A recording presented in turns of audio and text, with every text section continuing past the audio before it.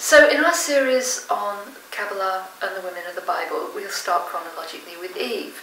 And Eve, of course, gets a very bad press. You ask anyone the story of Eve, she was the one in the Garden of Eden who disobeyed God, took the fruit from the tree, ate it, she was tempted by the serpent, and because of her, humanity fell.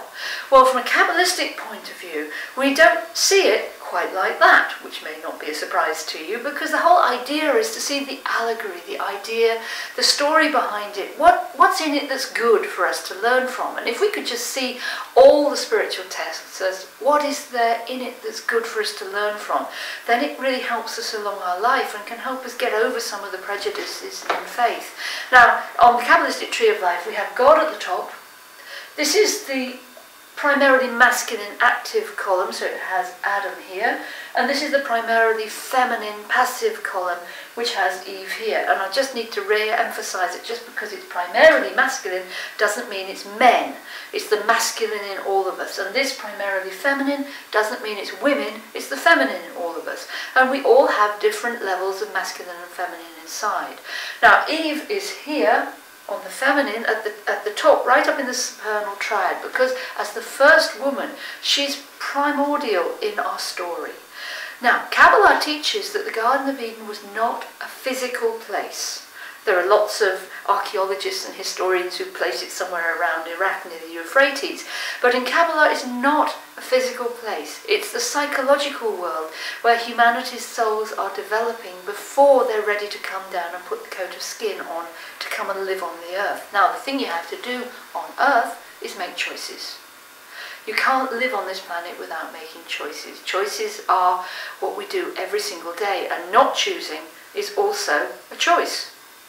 It's a choice of complete passivity, but it's still a choice, and it's allowing other people to run our lives for us. And we'll see in the stories of the women that choosing has consequences and not choosing has consequences. So we'll start with Eve. Now, in the psychological world before they came down onto the planet, there wasn't a lot of choice to be made. There wasn't anything you had to eat because they weren't physical beings. There wasn't anything you had to do because they weren't physical beings. They could imagine whatever they wanted into existence. So in a way you have to have this idea of the grit in the pearl, something that you are told not to do before you can make choices whether you're going to do it or not. And I always use the analogy of parents who've got a young child. Now, if you say to a child, I'm going to leave you in the room just for 5 minutes on your own. You can do anything you want, but don't open that box.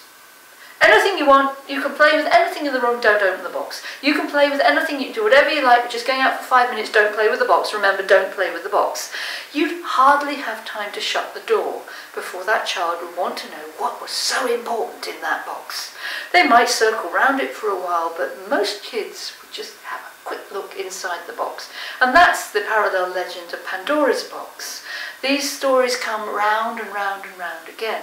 So in a way it was a setup in that God had to give Adam and Eve the ability to start choosing and to understanding that choice means consequence. Choice, consequence.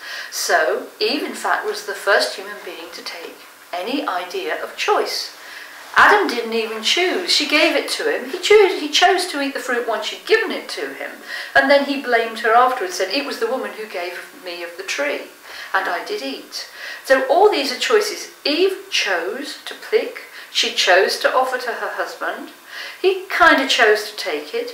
He chose to put some blame on. So these are all choices that we're making every single day of our lives. So we can learn a lot about choice and consequence. And God says, right, basically you're ready. You know how to make choice. You've understood that there's consequence. And because I said don't do it, there is a consequence. Let's put you down on the earth where you're going to make choices every single day. And I love one of the Arthurian stories, one of the anonymous ones. It's supposed to be attributed to Tom of Warwick, but nobody knows who wrote it, which tells about the story of the Garden of Eden and says that Eve took a twig from the tree of knowledge and planted it outside Eden as a guide to bring humanity home. Because once we've come down to the physical world, we've got to learn how to live in the physical world, and that takes quite a few lifetimes before we can start developing our soul and our spirit to get us back to that metaphorical Garden of Eden. And The tree of life on the biblical story, or the story behind the Bible, the story is that the archangel Raziel guarded heaven, guarded paradise, so Adam and Eve couldn't come back. But he also gave them the book of secrets. And the book of secrets is the oral tradition, the stories that will help us find our way back to paradise.